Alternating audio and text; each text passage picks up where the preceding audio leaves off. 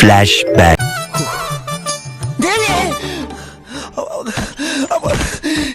ഞാനിവിടെ ഇവനെങ്ങനെ അറിഞ്ഞു?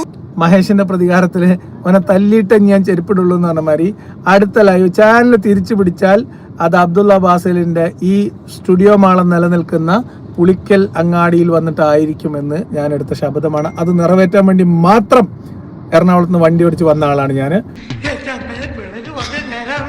ഇനിയിപ്പോ എന്താ ചെയ്യാ? ഒരാന കുത്താൻ വരികയാണെന്ന് കരുതി നീ അങ്ങോട്ട് നേരിടും.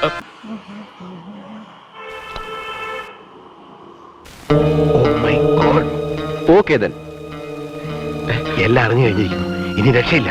നമ്മൾ അവസാനം അടുത്തു. എന്താടാ എന്നെ അന്വേഷിച്ച് ആര് വന്നാലും ഞാൻ ഇവിടെ ഇല്ല എന്ന് പറയണം. മനസ്സിലായി? എന്താ വല്ല കുഴപ്പമുണ്ടായോ? ചോദ്യം ഒന്നും ഇങ്ങോട്ട് വേണ്ട, പറഞ്ഞനുസരിച്ചാ മതി. ഇവിടെ ഇതിലെ പുളിക്കൽ എന്ന് പറഞ്ഞ സ്ഥലം ഈ അബ്ദുള്ള ബാസിലിനെ അറിയോ?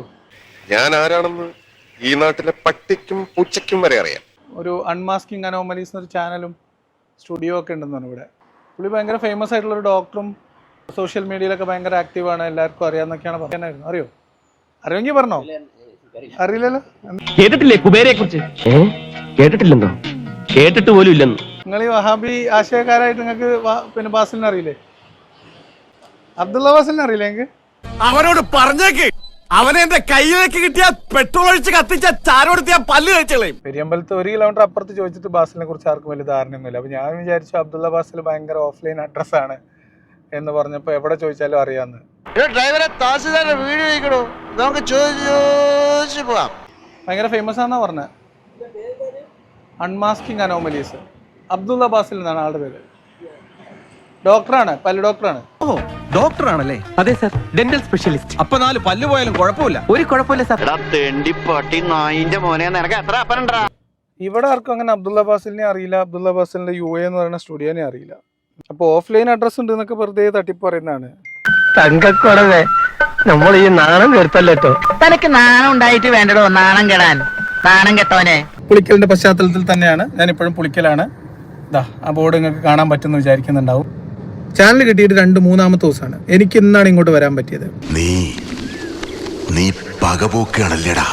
ഒരു അബ്ദുള്ള ബാസിൽ എന്ന ഒരു കൃമി കീടം, അങ്ങനെ തന്നെ ഒരു കൃമി കീടം ഞൊളച്ചാൽ ലിയാക്കത്ത് ഇതൊക്കെ പൂട്ടിക്കെട്ടി പോകും എന്ന് അബ്ദുള്ള ബാസിലിനോട് പറഞ്ഞ പടുവിഡ്ഢി ആരാണ്?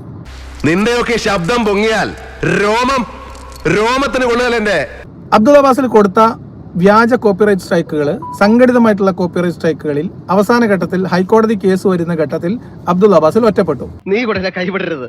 എന്നെ നമ്പി നീ ഇവിടെ നിൽക്കണ്ട. ഈ കാര്യത്തിൽ എനിക്ക് നിന്നോട് യാതൊരു സഹതാപവും ഇല്ല. അങ്ങനെ അബ്ദുള്ള ബാസിൽ ഒറ്റപ്പെടുകയും അബ്ദുള്ള ബാസിൽ അല്ലാത്ത ആളുകളെല്ലാം കേസിൽ നിന്ന് പിന്മാറുകയും അവരാരും ഈ കേസുമായി ബന്ധപ്പെട്ട് സഹകരിക്കുകയോ വക്കീലിനെ വെക്കുകയോ ഒന്നും ചെയ്തിട്ടില്ല. സാഹിബിനെ കാണുമ്പോൾ കവാത്ത് മറക്കുന്ന ജാതിയാണ്. എന്തൊക്കെയാ നീ ഇവിടെ കാണിച്ചത്?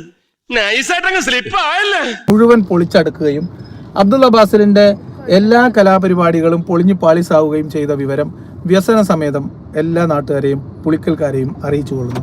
സജി, വീട്ടിൽ തന്നെ ഇരുന്നാ മതി, നീ പുറത്തോട്ടൊന്നും ഇറങ്ങാൻ നിൽക്കണ്ടാട്ടാ. ഹൈക്കോടതി എന്റെ റിട്ട് പെറ്റീഷൻ സ്വീകരിച്ചത്, ഇവർക്ക് നോട്ടീസ് അയക്കാൻ ഉത്തരവിട്ടതും അറിഞ്ഞതിന്റെ പിറ്റേ ദിവസം പോയിട്ടാണ് അബ്ദുള്ള ബാസിൽ വക്കീലിനെ കാണുകയും പരാതി ഡ്രാഫ്റ്റ് ചെയ്യുകയും 13-ാം തീയതി ജില്ലാ കോടതിയിൽ പരാതി കൊടുക്കുകയും ചെയ്യുന്നത്. എന്തായാലും നീ എന്നെ ഇങ്ങാട്ട് വിളിച്ചു വരുത്തിയ സ്ഥിതിക്ക് നിന്റെ കച്ചവടം പൊട്ടി താക്കോലുമായിട്ടേ ഞാൻ പോണുണ്ട്. അബ്ദുള്ള ബാസിലിന്റെ കേസ് കോടതി തള്ളിയില്ലെങ്കിൽ, അത് കോടതി ഫയലിൽ സ്വീകരിച്ചാൽ, വാദത്തിനേക്ക് എടുത്താൽ അബ്ദുള്ള ബാസിൽ ആ കേസിൽ അബ്ദുള്ള ബാസിൽ നൽകിയ കേസിലെ കോടതിയിൽ ഒരു വക്കീലായിട്ട് അല്ലെങ്കിൽ വക്കീലിന്റെ റോൾ എടുത്തത് എനിക്ക് വേണ്ടി വാദിക്കുന്നത് ഞാൻ തന്നെ ആയിരിക്കും. കർത്താവേ, നീ കാത്തു. ശിവരാമൻ വീണ്ടും കോട്ടിടാൻ പോകുന്നു. ശിവരാമൻ കോട്ടിട്ട് കോടതി പോകുന്ന കോട്ടുവായിടാനല്ല, ശത്രുവിന്റെ കോട്ട തകർത്ത്. അപ്പൊ അന്ന് നമുക്ക് കോടതിയിൽ കാണാം എന്നാണ് അബ്ദുള്ള ബാസിലോട് ഇനി പറയാനുള്ളത്.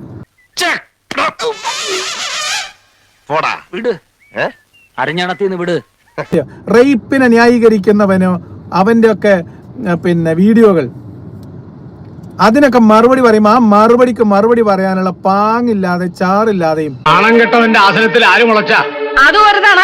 ഗൂഢാലോചന നടത്തിയിട്ട് ഇങ്ങനത്തെ കുതന്ത്രം പയറ്റിയിട്ടൊക്കെ എന്നെ നേരിടാമെന്ന് അബ്ദുള്ള ബാസില് സ്വപ്നം കണ്ടിട്ടുണ്ടെങ്കിൽ അബ്ദുള്ള ബാസിൽ നീ എന്ത് വലിയ വിഡ്ഢിയാണെന്ന് ആലോചിക്കും.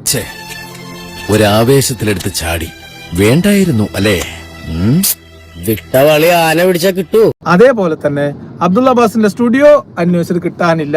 അബ്ദുള്ള അബ്ബാസിനെ ഇവിടെ ആർക്കും അറിയില്ല. അതിന്റെ കുറ്റമല്ല. ഇപ്പൊ എന്താ ഒരു വഴി? ഒരു വഴിയുണ്ട്. നമ്മുടെ വീടിന്റെ മുമ്പ് കൂട്ടർ വഴിയില്ലേ, നിന്റെ പെട്ടിയും കിടക്കൊക്കെ എടുത്ത് ആ വഴിക്ക് പോയിക്കോ. അതേ ഉള്ളൊരു വഴി. അബ്ദുള്ള അബ്ബാസിൽ എന്താണ് ഓഫ്ലൈൻ അഡ്രസ് ഉള്ള ആളെന്ന് പറഞ്ഞപ്പോൾ ഞാൻ വിചാരിച്ചു ഇവിടെയൊക്കെ വന്ന് അന്വേഷിച്ച ബാസിലിനെ കുറിച്ച് അറിയും, സ്റ്റുഡിയോ ആണെങ്കിൽ. അപ്പൊ അവിടെ കടയിൽ ചോദിച്ചപ്പോൾ എന്നോട് പറഞ്ഞത് അവന്റെ മോളിൽ ഒരു ഫോട്ടോ എടുക്കുന്ന സ്റ്റുഡിയോ ഉണ്ട്, അവിടെ ഒന്ന് പോയി അന്വേഷിച്ച് വെക്കുന്ന പറഞ്ഞത്. ഇത്രയും വലിയ ഗതി കെട്ടവൻ ഈ ലോകത്ത് വേറെ ആരെങ്കിലും ഉണ്ടാവും എന്റെ കർത്താവേ. ഏതോ മാളത്തിനടിയിൽ ഏതോ പിന്നെ വീടിന്റെ തട്ടുമ്പുറത്തോ ആയിരിക്കും ഇവരുടെ സ്റ്റുഡിയോ എന്നാണ് ഞാൻ മനസ്സിലാക്കുന്നത്. ഇതുപോലൊക്കെയുള്ള മാരണങ്ങൾ എന്റെ തലയിലല്ല വന്നപ്പെടുന്നത്. പറയുന്നതുമായി ബന്ധപ്പെട്ട ഉറപ്പുണ്ടെങ്കിൽ, അതിന്റെ ഈമാൻ ഉറപ്പുണ്ടെങ്കിൽ സംഭവത്തിന് വാ. അല്ല അന്യം കൊണ്ട് തീരെ കൂട്ടിയാൽ കൂടൂലേ. ഇജ് ഉഹദിൽ നബി കടന്ന മാതിരി ചത്ത മാതിരിയെ കടന്നാളാ, മുണ്ടണ്ട. അങ്ങനെ പേടിച്ചു പോകുന്നവനൊന്നും അല്ല ഞാൻ. എന്നാലും വെറുതെ ചോദിക്കുക, ഈ കോയമ്പത്തൂർക്കുള്ള ബസ് പോയാലോ? ശിവനേ.